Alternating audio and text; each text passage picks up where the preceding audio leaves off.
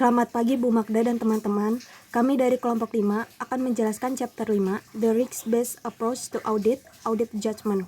Kelompok kami terdiri dari Hilda Febriani, Partati, Nazifa Khairunisa, Hera Kusuma Dewi, Verina Gladiola.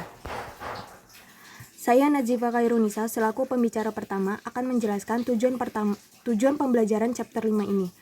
Yang pertama, mendefinisikan risiko audit dan menyarankan mengapa pendekatan berbasis risiko menjadi lebih penting belakangan ini. Yang kedua, mengidentifikasi komponen risiko audit dan memberikan contoh penjelasan praktis. Yang ketiga, mengidentifikasi risiko dalam sejumlah skenario praktis dan menunjukkan bagaimana auditor mendekati risiko. Yang keempat, mendefinisikan risiko bisnis. Tunjukkan bagaimana pendekatan risiko bisnis berbeda dari pendekatan risiko audit dan apakah relevan dengan audit perusahaan dari semua ukuran. Yang kelima, menunjukkan bagaimana peningkatan ekspektasi tata kelola perusahaan telah meningkatkan risiko bisnis. Yang keenam, menjelaskan mengapa pendekatan risiko bisnis oleh auditor dapat memperluas kesenjangan harapan audit. Yang ketujuh, menjelaskan mengapa penilaian merupakan aspek penting dalam akuntansi dan audit. Yang kedelapan, membuat perbedaan antara penilaian dan kepatuhan teknis dengan standar akuntansi. Yang kesembilan, menjelaskan hubungan antara penilaian audit dan risiko audit. Dan yang terakhir, menyarankan apa yang memungkinkan penilaian audit yang berhasil dibuat. Materi pertama, kita akan mulai. Why a risk-based approach to audit and aid to auditor? ISA 200 menetapkan di paragraf 5 bahwa ISAS mengharuskan auditor untuk memperoleh keyakinan memadai bahwa laporan keuangan secara keseluruhan bebas dari salah saji material, baik karena kecurangan atau kesalahan.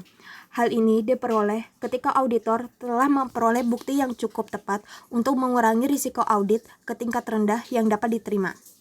Ketika melihat kata masuk akal, itu harus membuat berpikir bahwa auditor tidak diharapkan memberikan jaminan mutlak, bahwa jaminan laporan keuangan memberikan pandangan yang benar dan adil tidak diperlukan atau tidak mungkin.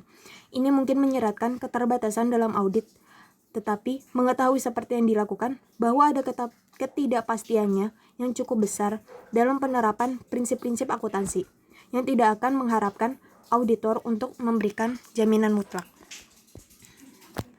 Salah satu fungsi dari efektivitas prosedur audit dan aplikasinya dengan risiko deteksi auditor. Definisinya di sini adalah sebagai berikut. Yang pertama, ada inherent risk. Inherent risk adalah kelayakan pernyataan untuk salah saji yang bisa menjadi material dengan asumsi bahwa tidak ada kontrol yang terkait. Yang kedua, control risk. Control risk adalah risiko bahwa salah saji yang dapat terjadi dalam pernyataan dan yang bisa menjadi bahan tidak akan dicegah atau dideteksi dan dikoreksi secara tepat waktu oleh kontrol internal entitas. Yang ketiga, ada detection risk. Detection risk adalah risiko bahwa auditor tidak akan mendeteksi salah saji yang ada dalam pernyataan yang bisa menjadi material. ISAE 315 membahas baik risiko bisnis maupun risiko audit. Jadi kita akan mulai dengan membandingkan definisi masing-masing sebelum membahasnya secara lebih rinci. Yang pertama ada audit risk. Audit risk adalah risiko auditor mengungkapkan opini audit yang tidak tepat ketika laporan keuangan salah saji material. Yang kedua adalah business risk. Business risk adalah auditor tidak akan mendeteksi salah saji tersebut. Adanya tindakan yang signifikan yang dapat mempengaruhi kemampuan entitas untuk mencapai tujuan dan strategi. Broad approach to minimize audit risk. Di sini ada komponen of audit and business risk. Business risk di sini ada risiko bahwa entitas akan gagal mencapai tujuannya. Gagal mencapai tujuannya maksudnya mencapai tujuan bisnisnya, bisa dari produknya yang gagal atau pemasarannya gitu. Yang kedua ada audit risk. Audit risk juga dibagi menjadi 5. Yang pertama ada engagement risk. Engagement risk adalah risiko keseluruhan yang terkait dengan perikatan audit. Ini dapat mencakup hilangnya reputasi karena dikaitkan dengan klien tertentu, dan kerugian finansial dari asosiasi. Risiko keterlibatan cenderung meningkat ketika klien berada dalam kondisi keuangan yang lemah, dan terutama ketika itu kemungkinan akan membutuhkan pembiayaan tambahan untuk bertahan hidup. Dalam situasi ini, Klien lebih mungkin menjadi bangkrut. Dalam hal ini, investor dan kreditornya akan lebih cenderung menyeret auditor ke litigasi selanjutnya. Inherent risk seperti yang tadi saya jelaskan dibagi menjadi dua, ada at the financial statement level dan at the assertion level. Dan terdapat contoh-contohnya di sini seperti relevant factors, management integrity.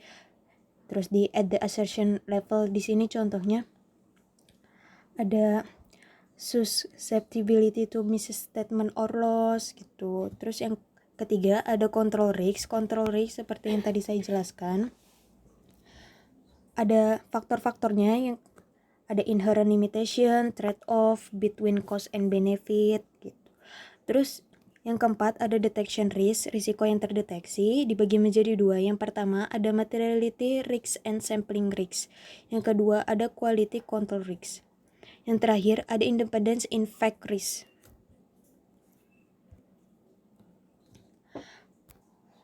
Broad approach to minimize audit risk dibagi menjadi 7. Akan kami jelaskan satu persatu. Yang pertama ada invest the legitimacy of the entity and the integrity of its management competencies before accepting audit assignment and before commencing each subsequent audit. Perusahaan ingin memastikan bahwa entitas klien potensial terlibat dalam aktivitas yang sah dan tidak dalam aktivitas penipuan, seperti pencucian uang. Ini berarti bahwa mereka mencari bukti dari sumber independen seperti asosiasi perdagangan dan rumah perusahaan. Mereka akan mencoba menentukan latar belakang anggota kunci manajemen untuk melihat apakah mereka cenderung berperilaku etis. Yang kedua, ada consider the independent audit firm and its staff in relation to the entity before the acceptance of the audit assignment and before commencing each subsequent audits. Ada juga risiko yang berasal dari proses di mana perusahaan mengajukan tawaran untuk menjadi auditor entitas.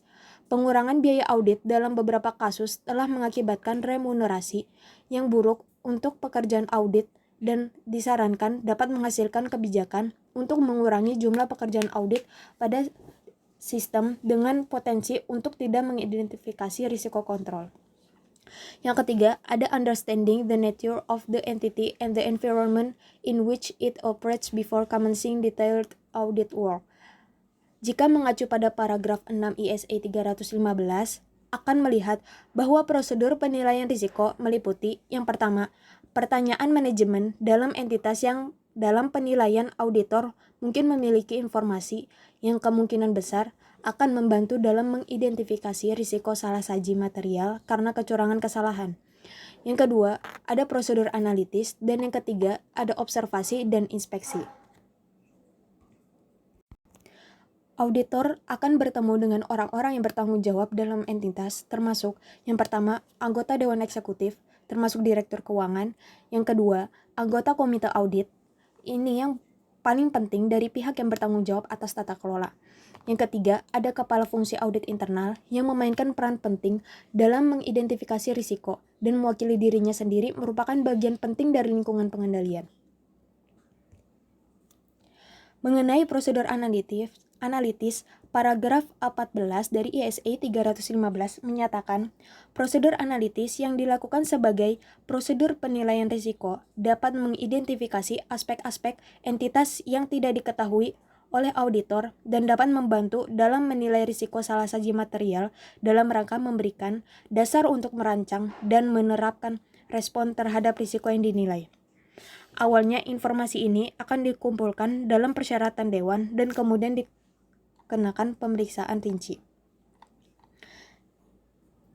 Dibagi menjadi dua. Yang pertama ada the nature of the entity and its environment. Yang kedua the entity's internal control. Kita membahas the nature of entity and its environment terlebih dahulu. Sektor industri atau komersial apa yang didapat oleh entitas dan apa risiko bisnis dan risiko lainnya yang umum terjadi di sektornya.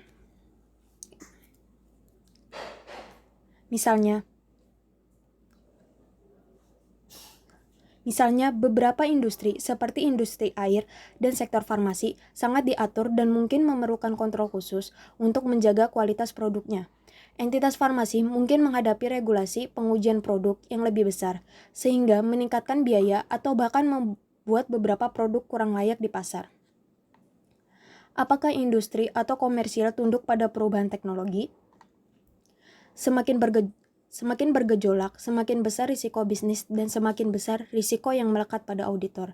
Misalnya, teknologi produksi baru cenderung mengubah pola biaya karena waktu produksi berkurang dan keseimbangan antara biaya tenaga kerja, biaya material, dan biaya overhead berubah serta output produk dan perubahan kualitas. Apakah entitas adalah entitas kepentingan publik? Jika itu adalah kepentingan umum, termasuk entitas yang terdaftar dengan kepemilikan yang luas, bagaimana ia mengatur urusannya demi kepentingan publik? Masalah tata kelola perusahaan akan menjadi lebih penting untuk manajemen entitas dan auditor. Apakah perusahaan tumbuh atau menurun? Pertumbuhan yang cepat mungkin menghasilkan overstanding dan likuiditas yang buruk, yang pada titik ekstrim dapat menempatkan asumsi kelangsungan usaha pada risiko. Pendekatan audit untuk kelangsungan hidup secara lebih rinci. Jika entitas beroperasi di pasar yang menurun, aset tidak lancar, mungkin kurang digunakan atau tidak berfungsi, dan manajemen auditor mungkin harus mempertimbangkan apakah penurunan aset telah terjadi. Yang keempat, apa tujuannya, bagaimana cara mencoba untuk mengarsipkannya, dan apa risiko bisnis yang dapat menghambat pencapaian tujuannya. Entitas yang berbeda dalam suatu apa tujuannya, bagaimana cara mencoba untuk mengarsipkannya, dan apa risiko bisnis yang dapat menghambat pencapaian tujuannya. Entitas yang berbeda dalam suatu sektor dapat mengadopsi strategi yang berbeda untuk mencapai tujuan mereka. Misalnya, seseorang mungkin bergadang dalam produk dengan harga tinggi berkualitas tinggi, sedangkan yang lain mungkin pergi untuk akhir pasar yang lebih murah. Yang kelima, apakah keuntungan entitas didominasi oleh ekuitas atau di luar pembiayaan tinggi dalam kaitannya dengan ekuitas?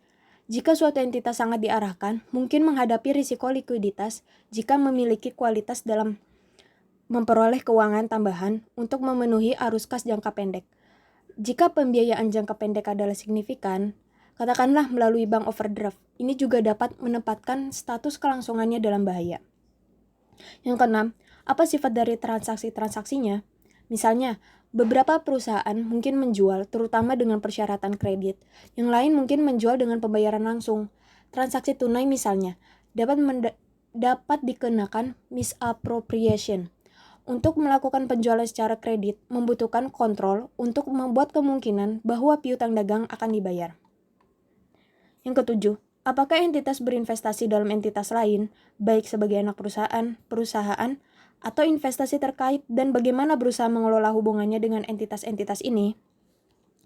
Di seluruh bisnis dan risiko yang melekat akan lebih tinggi bagi perusahaan-perusahaan lain, karena mereka lebih jauh dari entitas induk. Entitas tersebut memiliki anak perusahaan sebelumnya, karena kondisi asing mungkin sangat berbeda dari yang ada di negara asal. Yang kedelapan, seberapa berpengalaman entitas manajemen dan sudah berapa lama personil kunci dengan entitas tersebut? Personil yang kurang berpengalaman atau baru di posisi kunci dapat meningkatkan risiko bisnis dan mungkin memiliki pengaruh langsung pada risiko inherent dan risiko kontrol. Masalah dengan restrukturisasi semacam ini adalah bahwa entitas sering kehilangan dalam prosesnya. Staf yang lebih tua dan lebih berpengalaman seringkali dengan peran pengawasan yang penting. Yang kedua, the entities internal control dibagi menjadi 5. Yang pertama ada lingkungan kontrol entitas. Ketika kami membahas lingkungan pengendalian perusahaan audit terkait dengan objektivitas dan kemandirian, kami menekankan pentingnya membangun nada di atas. Jika budaya kejujuran dan perilaku etis didirikan oleh mereka yang bertanggung jawab atas tata kelola, akan ada nada landasan yang kuat untuk komponen-komponen lain dari pengendalian internal. Yang kedua, proses penilaian risiko entitas. Kontrol yang diberlakukan oleh manajemen untuk mengatasi risiko bisnis dan risiko yang melekat yang dihadapi entitas. Ini berarti bahwa proses penilaian risiko harus ditetapkan untuk memastikan bahwa risiko diidentifikasi dan auditor memiliki kepentingan dalam menentukan seberapa efektif proses tersebut dalam meminimalkan salah satu signifikan dari laporan keuangan. Kontrol yang sesuai mungkin termasuk pelaporan oleh orang-orang yang mendapat informasi tentang tahap penyelesaian proyek terutama pada akhir tahun didukung oleh laporan para ahli. Yang ketiga, ada sistem informasi entitas. Auditor paling tertarik pada bagian sistem informasi entitas yang relevan dengan pelaporan keuangan. Auditor ingin mengetahui bagaimana sistem informasi memastikan bahwa transaksi saldo yang tercermin dalam laporan keuangan adalah asli, akurat, dan lengkap. Yang keempat, ada